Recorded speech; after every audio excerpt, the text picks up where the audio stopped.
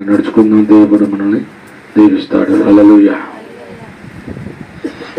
పరిశుద్ధాత్మ దేవుడు మనతో మాట్లాడుతూ ఉన్నాడు.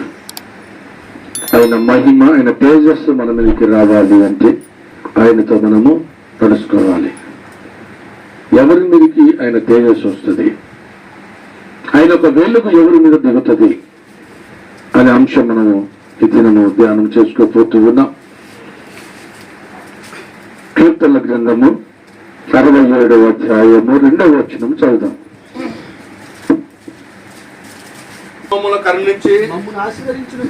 మమ్మను ఆశీర్వదించును గాక, ఆయన తన ముఖ కాంతి మా మీద ప్రకాశింపజేయును గాక. దేవుడికి మహిమ కలుగును గాక. హల్లెలూయా. ఇక్కడ దేవుడు మాట్లాడుతూ ఉన్నాడు. పరిశుద్ధాత్మ దేవుడు మనతో మాట్లాడుతూ ఉన్నాడు. దేవుడు మమ్మను కరుణించి మమ్మను ఆశీర్వదించును గాక. హల్లెలూయా. ఎవరిని కరుణిస్తాడు, ఎవరిని ఆశీర్వదిస్తాడు, ఎవరి మీద ఆయన యొక్క ముఖ కాంతి ఉంటది, ఆయన యొక్క వెలుగు ఎవరి మీద ఉంటది, ఆయన యొక్క తేజస్సు ఎవరి మీద నిలిచి ఉంటుందో వారు ఆశీర్వదించబడతారు. ఆయన కృప ఎవరి మీద ఉంటుందో వారు దీవించబడతారు. ఆయన కనుదృష్టి ఎవరి మీద ఉంటుందో వారికి మేలు జరుగుతుంది. హల్లెలూయా. ఎవరి మీద ఆయన దృష్టి ఉంటుందో, ఆయన వెలుగు ఎవరి మీద పడుతుందో వారంతా దీవించబడతారు, వారు ఆశీర్వదించబడతారు, వారు మేలుతో నింపబడతారనే కీర్తనకారుడు స్పష్టంగా మనతో దావీదు రాసిన కీర్తనలతో మాట్లాడుతూ ఉన్నాడు. దేవునికి మహిమ కలుగును గాక. హల్లెలూయా. దేవుని పట్ల మనం భయభక్తులు కలిగి ప్రభు కోసం జీవించినప్పుడు, ప్రభుత్వం నడుస్తున్నప్పుడు దేవుని దృష్టి మన మీద ఉంటుంది. హల్లెలూయా. చూడండి, దావీదు గొర్రెలు కాచుకునేవాడే, చదువు రానివాడే, అరణ్యంలో గొర్రెలు కాసేవాడు.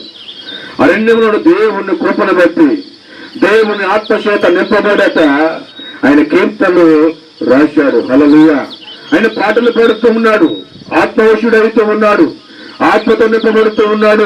అరణ్యంలో దేవుని కీర్తిస్తూ ఉన్నాడు, అరణ్యంలో దేవుని కనపరుస్తూ ఉన్నాడు, అరణ్యంలో దేవుని మయపరుస్తూ ఉన్నాడు, పాటల ద్వారా దేవుని కనపరుస్తూ ఉన్నాడు. దేవుడికి మహిమ కలుగును గాక. హల్లెలూయా. ఏ విధంగా దేవుని కనపరుస్తూ ఉన్నాడో, ఏ విధంగా దేవుని మయపరుస్తూ ఉన్నాడో, ఆ మహిమని చూచిన దేవుడు, ఆ మహిమను పొందిన తరువాత దావీదును వదిలిపెట్టలేదు, దావీదును విడిచిపెట్టలేదు, గొర్రెల కాపరిగా ఉంచలేదు, ఒక రాజుగా దేవుడు నియమించి ఉన్నాడు. హల్లెలూయా. ఎవరి మీద ఉంటదంటే ఆయన ఆరాధించు వారి మీద ఆయన తేజస్సు ఉంటదట, ఆయన కనపరుచు వారి మీద దేవుని యొక్క కృప ఉంటదట, ఆయన కోసం భయభక్తులు కలిగి జీవించే వారి మీద దేవుడి యొక్క కనుదృష్టి ఉంటదని దేవుడు తెలియపరుస్తూ ఉన్నాడు. హల్లెలూయా. హల్లెలూయా. దేవుని కనపరుస్తూ ఉన్నాడు దావీదు, దేవుని మయపరుస్తూ ఉన్నాడు. అని ఆయనకి ఏమి తెలవదు, ఎవరు ఆయనకి బోధించలేదు, ఎవరికి ఆయనకి దేవుని గురించి చెప్పలేదు. కానీ ఆయన హృదయములో దేవుని ధ్యానం చేస్తూ ఉన్నాడండి. హృదయపూర్వకంగా దేవుని గణపరుస్తూ ఉన్నాడు, హృదయపూర్వకంగా దేవుని గణపరుస్తూ ఉన్నాడు. ఆ గణపరుస్తుంటే చూసిన దేవుడు ఊరుకునే ఉంటాడా? నన్ను గణపరచు వాడిని నేను గణపరుస్తూ అంటున్నాడు. హల్లెలూయా. దేవుని మనం గణపరిస్తే, దేవుని మనం మయపరిస్తే దేవుడు మనల్ని గణపరుస్తాడు. హల్లెలూయా. ఆయన గణపరిస్తే ఎవడు ఆ ఘనతను తీసివేయలేడండి.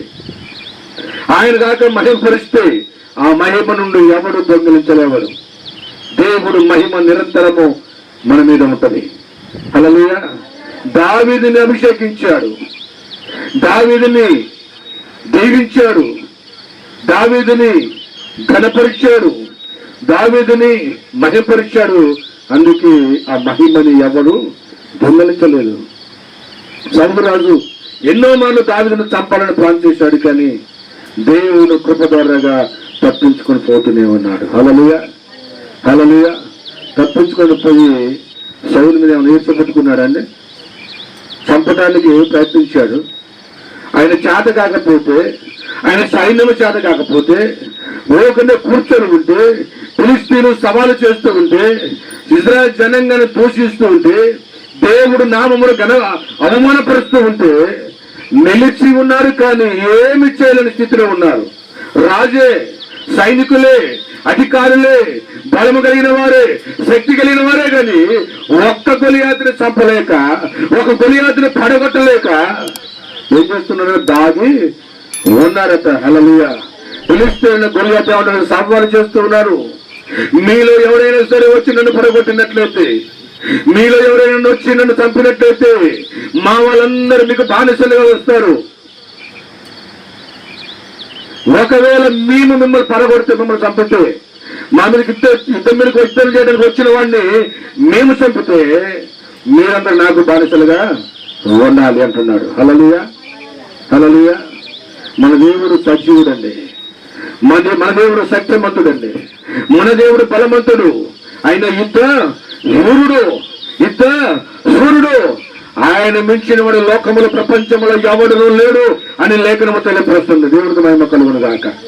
హల్లెలూయా. దావీదు వచ్చాడు, చూశాడు, వాడు సవాలు చేస్తున్నట్ట.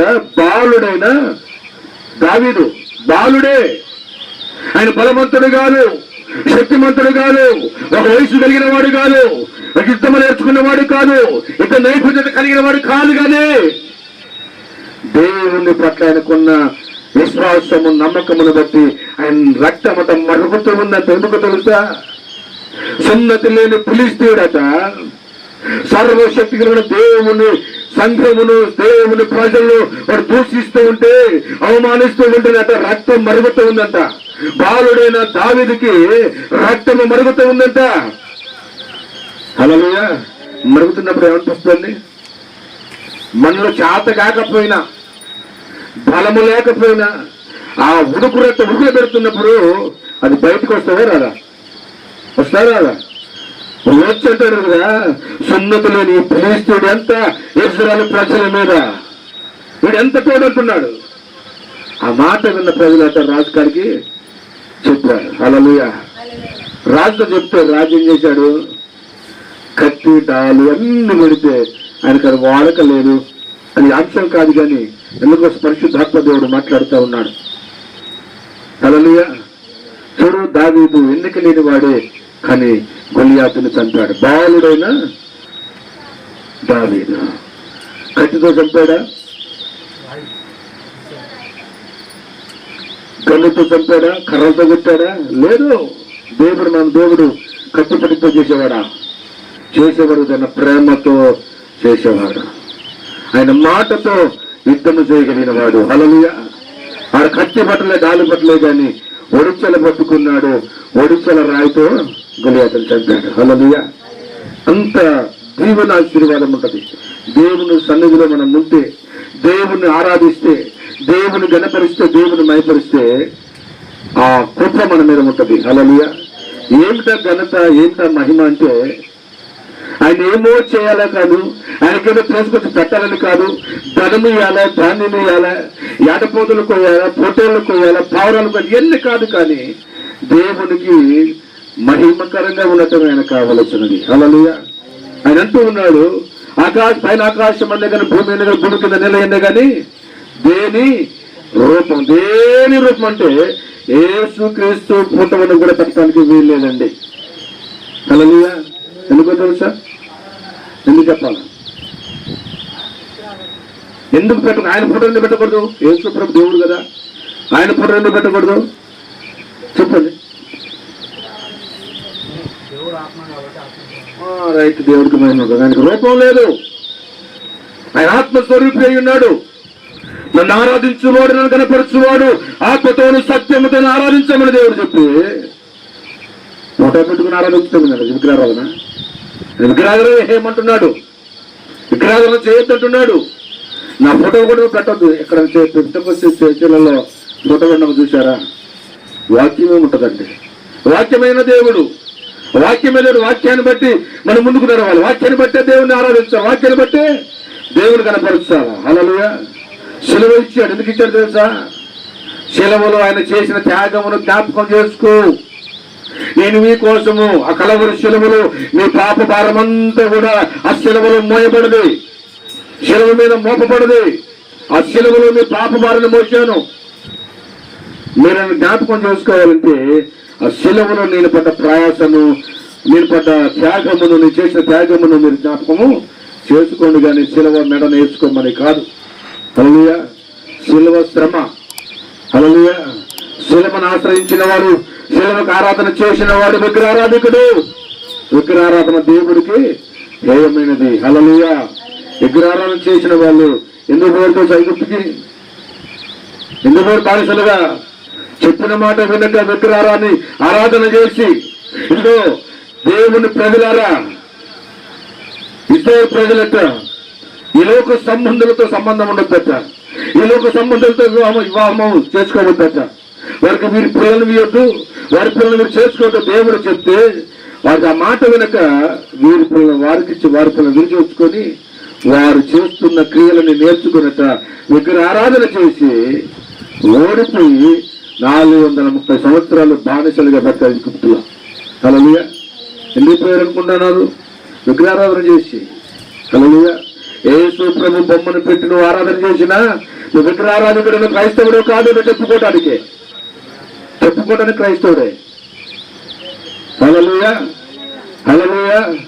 మేము ధనము, అందుకే మేము ధనము మీద ఆశ పెట్టుకుని ధనమేనా కావాలని ఆశపడ్డా అది కూడా విగ్రహారాధన కిందకి వస్తుందట. హల్లెలూయా. ఆశ కావాలి కానీ అదే దేవుడిగా ఎంచుకోవద్దు, అదే దాన్నే దేవతగా ఎంచుకోవద్దు. అది లేకపోతే నేను బ్రతకను అన్నట్టుగా ఉండద్దు. హల్లెలూయా. ధనము కూడా ఒక దేవుడినట, ధనము కూడా ఒక దేవతనట. హల్లెలూయా. కనుక ధనం మీద ఆపేక్ష ఉండద్దు, ధనాపేక్ష ఉండద్దు. కష్టపడి కష్టాన్ని నేను దీవిస్తాను. నువ్వు పనిచేయి, యథార్థతగా పనిచేయి. ఈ యథార్థత నేను చూసి నువ్వు సంపాదనను నా ఆశీర్వదిస్తాను దేవుడు చెప్తాను. దేవుడికి మహిమ కలుగును గాక. హల్లెలూయా. హల్లెలూయా. అందుకే యేసు ప్రభు బొమ్మను కూడా పెట్టడానికి వీలేదని ఈ ముఖ కాంతి ప్రకాశింప చేయము, దేవుడికి మహిమ కలుగును గాక. హల్లెలూయా. హల్లెలూయా. నీ సేవకుని మీద ఎవరి మీద ఆయన మొక్కలాంటి ఉంటుందంటే ఆయన మాట విని మాట ప్రకారం నడుచుకున్నవాడు. వాక్యం విని వాక్య ప్రకారంగా ఎవరు నడుస్తారో, వాక్య ప్రకారంగా ఎవరు జీవిస్తారో వారి మీద దేవుని యొక్క ముఖ కాంతి ఉంటుందట. ఆ ముఖ కాంతి ఉన్నవారట దీవించబడతారు, ఆశీర్వదించబడతారు. దేవుడికి మహిమ కలుగును గాక. హల్లెలూయా. అదేవిధంగా చూస్తే ఇంకో కీర్తన చూద్దామండి.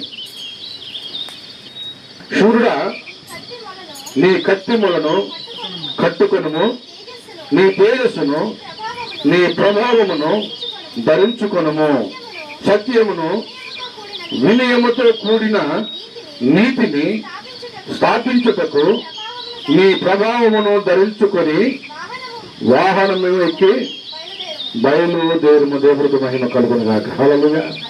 ఏం కట్టుకుంటున్నాడు? సత్యము కట్టుకోమంటాడు. సత్యము కత్తిలా కట్టుకోవాలట. హల్లెలూయా. మన దేవుడు కత్తి పట్టి యుద్ధం చేసేవాడు కాదు. ఆయన చేసేది వాక్యము నీతిని పట్టుకొని కత్తిలా కట్టుకో, నీతిని ధర్మాన్ని దానిలా కట్టుకోవాలట.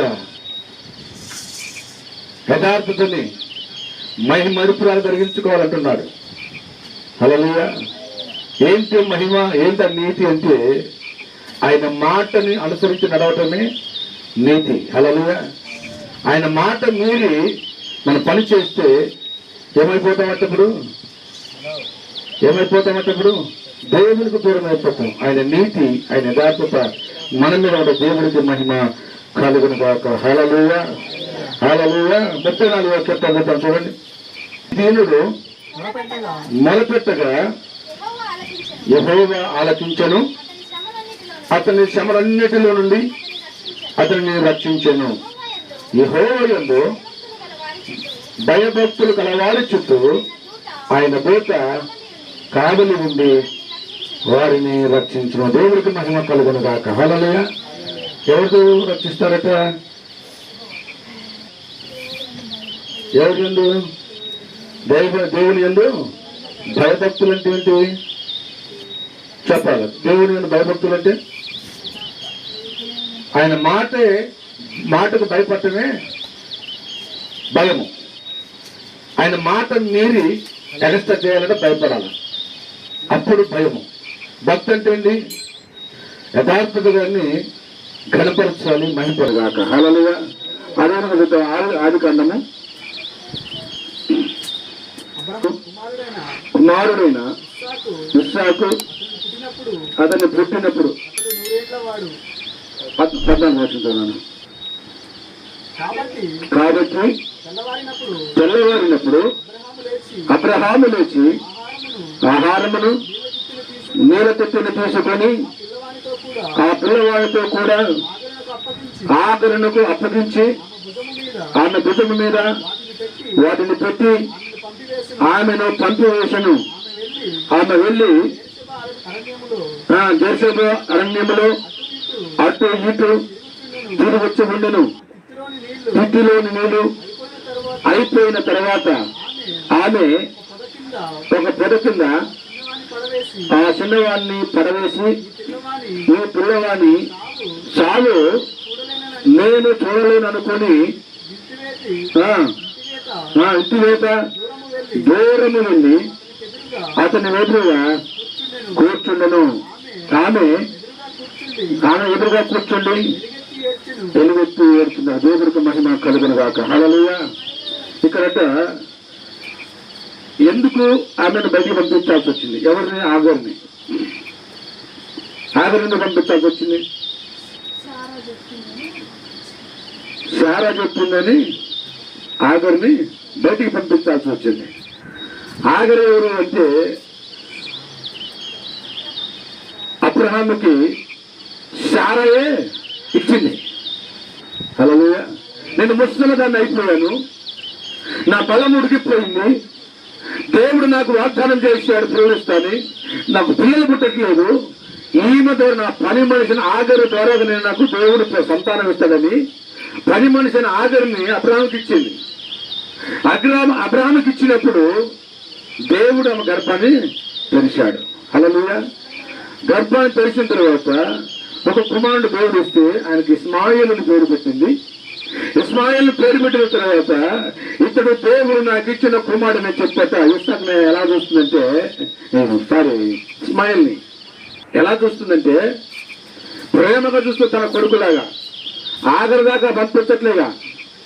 ఆగర్ దగ్గరికి పంపించేటప్పుడు ఆకలి అయినప్పుడు పాలు ఇవ్వటానికి తప్ప ఆగర్ దగ్గరికి పంపించదు. నా కొడుకు అని చాలా ప్రేమగా పెంచుతూ ఉన్నది, ప్రేమగా చూస్తూ ఉన్నది. కానీ దేవుడు ఏమన్నాడంటే శారా గర్భంలోనే నేను సంతానాన్ని ఇస్తాను. హల్లెలూయా. హల్లెలూయా. ఒక సమయం వచ్చింది, దేవుడి సమయం వచ్చింది, శారా గర్భము తెరవబడింది, ఆమెకి ఇస్సాకు పుట్టాడు. హల్లెలూయా. అక్కడ వచ్చిందండి తేడా. ఎక్కడ వచ్చిందంట? ఇస్సాకు పుట్టినాక తేడా వచ్చింది. ఎందుకు వచ్చింది తేడా అంటే ఇస్మాయిల్ పెద్దవాడు కదా, ఆ ఇంటి వారసుడే కదా, అబ్రహాము కుమారుడే కదా. అబ్రహాము కుమారుడే కదా ఇస్మాయిల్? అబ్రహాము కుమారుడే. ఇస్సాకు అబ్రహాము కుమారుడే. వారిద్దరికి వ్యత్యాసం ఉండదా? ఉండకూడదా? ఉంటుందా? చెప్పాలి. ఉండదు. కానీ అక్కడ వ్యత్యాసం చూపించింది ఎవరు? శారా. దేవుడికి మహిమ కలుగును గాక. హల్లెలూయా. హల్లెలూయా. అయితే వీళ్ళు ఆడుకుంటున్న సమయం అంతా ఇస్మాయిల్ పెద్దోడు కనుక ఇస్సాకుని కొంచెం కొట్టాడట. ఎట్లా తల పెద్దోడు కాబట్టి కొట్టగలిగిన వాడు కనుక కొట్టాడట. శారా చూసేట అనుకుందంట, ఏడు పని మనిషి కొడుకు నా కొడుకును కొడతాడా? నేడు పని మనిషి కొడుకు అంటుంది. అబ్రహాము తన యజమానుడే, అబ్రహాము ఆఖరికి భర్తే. అయినా సరే ఉంటుంది సార్, నా పని మనిషి కుమారు నా కొడుకును కొడుతున్న ఏడ్చవచ్చు కోపంతో అంటది కదా, అబ్రహాము ఇది నా ఇంట్లో ఉండటానికి వీల్లేదు, ఎలగొట్టు అన్నది. ఎలగొట్టంటే ఎలగొడతాడా? చెప్పాలి. ఎలగొడతాడండి? నేను కూడా భార్యే కదా, ప్రేమ ఉంటుందా ఉండదా? మనసులో నొచ్చుకుంటున్నాడ, బాధపడుతున్నాడట, ఏడుస్తున్నాడు దేవుని దగ్గర. ప్రభా ఏంటి ప్రభా, శారా ఎలగొట్టు ఏం చేయాలి ప్రభా ఇప్పుడు ఏడుస్తున్నాడు అబ్రహాం. అబ్రహాం గారు కూడా తప్పు ఉందండి. హల్లెలూయా. శారా ఆగరించి అబ్రహాంకి ఇచ్చినప్పుడు ఆయన వద్దనాలే.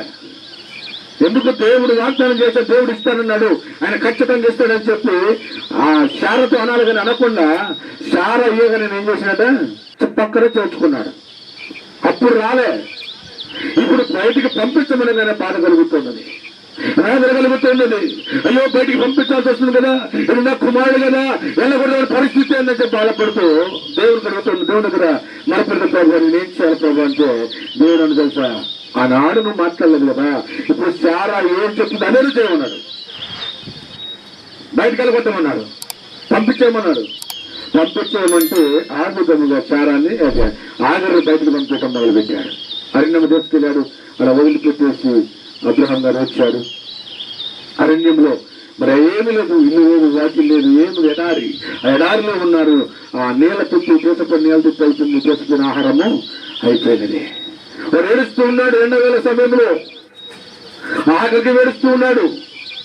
తట్టుకోలే పరిస్థితిలో ఉన్నాడు. అది చూసి మోయలేక నడవలేక ఒక చెట్టు కింద వాడిని పండబెట్టాక కొంచెం దూరంగా పోయి అటు ఇటు తిరుగు చూస్తుందంట. హల్లెలూయా. అటు ఇటు ఎడు చూస్తుందంట. ఎడు చూస్తున్నది లోకం వైపు చూస్తున్నది. ఎక్కడ ఏం దొరుకుద్దా, ఎక్కడ నీళ్ళు దొరుకుతాయా, ఎవరు నాకు సహాయం చేస్తారేమో, ఎవరైనా ఏరియాలో వస్తారేమో, నాకు నీళ్ళు దొరుకుతా, నా కొడుకును బతికించుకోవాలనుకుంటుంది. కానీ ఆశలు ఆశ తీరట్లేదు. ఆశలు చచ్చిపోయినాయి. చచ్చిపోయాక అటు ఇటు తిరిగినది, అటు ఇటు కూర్చుంది.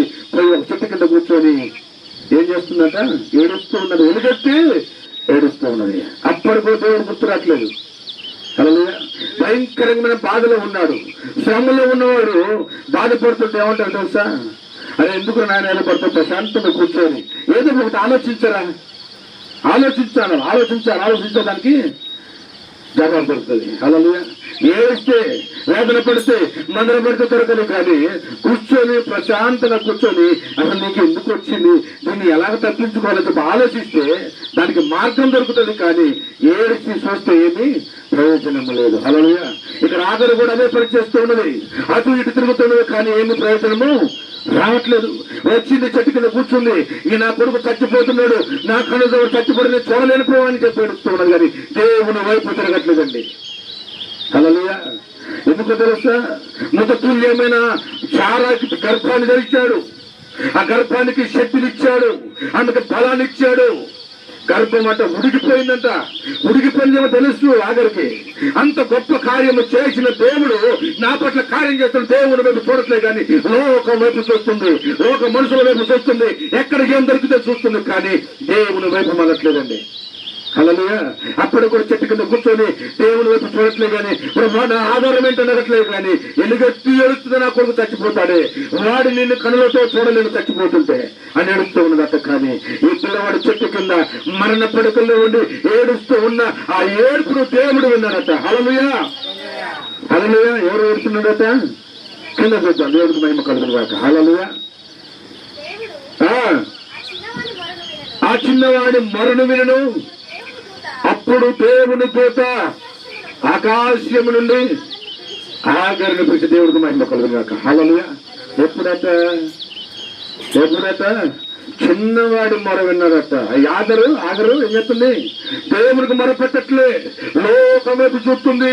నీళ్ళు ఎక్కడ దొరుకుతాయా, ఆహారం ఎక్కడ దొరికిద్దా, ఎట్ట దొరుకుతుందా, నేనేమి పని చేస్తున్నా, ఎక్కడ పని చేస్తున్నా, ఎవరు నాకు డబ్బులు ఇస్తారని చూస్తున్నారు. దేవుని వైపు మనం చూడట్లేదండి. ఇక్కడే మనకు తప్పులు కాలుస్తూ ఉన్నాం, ఇక్కడే మనం దేవుడికి దూరం అయిపోతున్నాం, ఇక్కడ దేవునికి వడదలిగిపోతున్నాము, దేవుడు ఇచ్చిన ఆశీర్వాదం పొందుకోలేకపోతూ ఉన్నాం. హల్లెలూయా. దేవుని వైపు నువ్వు చూడగలిగితే, దేవుని వైపు నువ్వు కళ్ళకు చూడగలిగితే, ఈ మనుషుల వైపు కాదు, లోకం వైపు కాదు, ఎక్కడ నాకు పని దొరికిద్దో, ఎక్కడ నాకు ధనం వస్తుందో కాదు. కానీ నా దేవుడు నాకు ఇస్తున్న ఆకాశం తట్టు చూసి, ప్రభు నాకు ఇస్తున్న కనులెత్తి ప్రార్థన చేస్తే మొరపెడితే దేవుడు ఖచ్చితంగా నీకేమిస్తాడట, నీకు కావలసింది ఖచ్చితంగా దేవుడు ఇస్తాడు. హల్లెలూయా. ఇక్కడ అదే చేస్తున్నాడు. పిల్లవాడి మరణ విన్నాడట, వాడు ఏడుపుడు విన్నాడట. వాడు ఏడుపుడు విన్న దేవుడు దేవదత్తని ఆఖరి దగ్గర పంపించాడు. దేవుడికి మహిమ కలుగును గాక. హల్లెలూయా. అప్పుడు ఏమన్నాడు తెలుసా, ఇదిగో ఆగే, ఎందుకు నువ్వు ఏడుస్తున్నావు, ఇతడు కూడా అబ్రహాము సంతానమే కదా, అబ్రహాము సంతాన్ని ఆశీర్వదిస్తాను చెప్పానే, అబ్రహాము సంతాన్ని దీవిస్తాను చెప్పానే, నువ్వు ఎందుకు ఏడుస్తూ ఉన్నావు, ఇదిగో ప్రత్యేకమైన జనంగా నేను ఇస్మాయిల్ చేస్తాను. అప్పుడట ఇంత గుంట తీస్తూ దాంట్లో నీరు వచ్చాయట. నీరు తాగి అక్కడే ఆ ఎడారిలోని వాళ్ళు గృహం వేసుకొని అక్కడ నివసించడం మొదలు పెట్టారు. హల్లెలూయా. అక్కడ వారు జీవనం మొదలు పెట్టారు. అక్కడ స్టార్ట్ అయిందండి. ఎవరు వాళ్ళు తెలుసా? ఇస్మాయిల్ సాయిబులు. హల్లెలూయా, హల్లెలూయా. అక్కడ స్టార్ట్ అయింది. వారు వేరే వాళ్ళని కలుపుకోరు, వేరే దాంట్లో వాళ్ళు కలవరు. వారు ప్రత్యేకం అంటే ఎవరు చెప్తారు? ప్రత్యేకమైన జనాంగం చేస్తాను. ఆగరు. ఎందుకు ఏడుస్తున్నావు? ఆ చిన్నవాడి మరణం విన్నాడు. నువ్వు దేవుని కోసం మొరపెడతావా? దేవుని కోసం కనులుపుతావా? దేవుని వైపును చూస్తావా? దేవుడు నిన్ను జీవించబోతూ ఉన్నాడు. ఈ 2024లో నీవు వెలుగెత్తి దేవుని వైపు చూసి, ప్రభా ఈ లోక ధనము కాదు, ఈ లోక పని కాదయ్యా, నేనేమి చేయాలా నాకు తెలియపరచు, నేనే పని చేయాలని తెలియపరచు ప్రభా. దేవుని వైపు చూసి అడుగు. దేవుడు ఏది చెప్పినది చేయి. నువ్వు సొంత పని చేయాలా? నువ్వు ఎవరికైనా పని చేయాలా? లేదా నువ్వు దేవుని పని చేయాలా? దేవుడు చెప్తాడు. దేవుడు చెప్పిన పని నువ్వు చేయి. దేవుడు నేను ఖచ్చితంగా దీవించకపోతే చూడు. హల్లెలూయా. అరణ్యములు గొర్రెలు వేస్తున్న దావీదు దేవుని కనపరుస్తున్నాడు. రాజుగా గొర్రెలు వేస్తే దావీదు ప్రపంచముని పరిపాలించే రాజుగా నియమించాడు. హల్లెలూయా. దావీదు ఎవరి వైపు చూశాడు? ఎవరి వైపు చూశాడు? సింహం వచ్చింది. ఎవరి వైపు చూశాడు? ఏమన్నాడా? యుద్ధము యెహోవాదనడు. సింహాన్ని ఒట్టి చేతులతో చీల్చి చంపేశాడు. ఎలుగుబట్టు వచ్చినది. దేవుని వైపు చూశాడు. ఎలుగుబట్టును చంపేశాడు. దేవుడికి మహిమ కలుగును గాక. హల్లెలూయా. ఏమి లేదు చేతిలో, ఉట్టి చేతులతో సింహాన్ని చీల్చేశాడు. ఎంత గొప్ప కార్యం చేస్తున్న దేవుడు. యుద్ధము యెహోవా నిపక్షంగా యుద్ధము చేసేవాడు దేవుడే. ఎవరిను పట్టాల్సిన అవసరం లేదు, ఎవరిను పెట్టాల్సిన అవసరం లేదు. దేవుడే చూసుకుంటాడు. దేవుడే చూసుకుంటాడు. నీ శత్రువును అణుచువాడు ఎవరంటే దేవుడే. మనం ఎవరిని మనం ఏర్చపడాల్సిన అవసరం లేదు. ప్రభు మీద ఆధారపడితే చాలు, ప్రభు ఓటుకలను చాలు. నీ మీదకి వస్తున్న ప్రతి శత్రువు, మన శత్రువు ఎవరు తెలుసా? అపవాది మనకు శత్రువు. ఏ మనుషుడు కాదు, అందరూ మంచి వాళ్ళే. అపవాదిని జయించడానికి దేవుని వైపు చూస్తూ ముందుకు సాగితే ఆ అపవాదిని జయించగలము. హల్లెలూయా. దేవుడికి మహిమ కలుగును గాక. హల్లెలూయా.